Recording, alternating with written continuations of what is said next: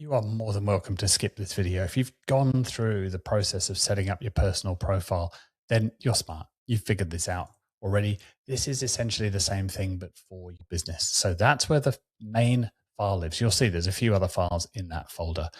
So now we just want to teach it about the business. So obviously, the company name, good place to start. The products and services that you sell. Maybe give it a couple of sentences for each, probably at least a sentence, probably no more than a paragraph at this stage. We can always teach it more later on.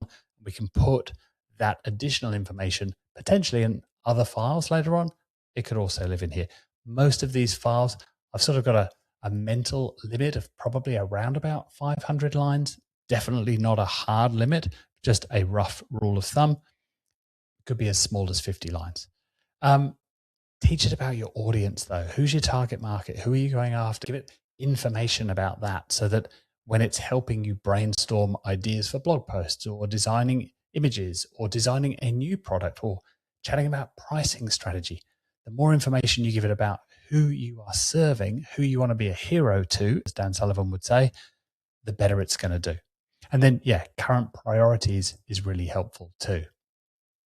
So again, just sort of flesh that out just a little bit more rather than just say small business owners, and explain sort of what it is that the outcomes that you help generate for that target market. The more specific you can be here, the better. Goals and priorities, don't go overboard with this because later on we'll start adding other files. Maybe you'll have monthly strategy meetings or quarterly business reviews, maybe with your team. Maybe it's just you and the whiteboard and you or more talking to Claude. We're going to gather all of that context together. So it doesn't all have to be in here. But again, giving it a sort of nice overview is going to be useful. And then just like we did with the personal profile, test it. Try it out. Ask it what it knows. Again, ask it to interview you if it needs more detail. And then add to that over time. Maybe you have a quarterly recurring task in your calendar just to check over this file. Just have a quick read, add to it, remove some bits that aren't relevant anymore, and then carry on. But this isn't one and done. You're not going to create this now and not touch it for the next 3 years.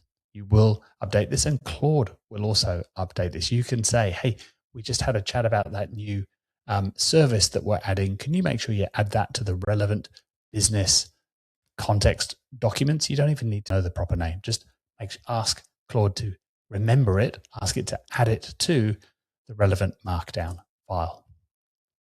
Next up, let's talk about the activation profile. What could that be?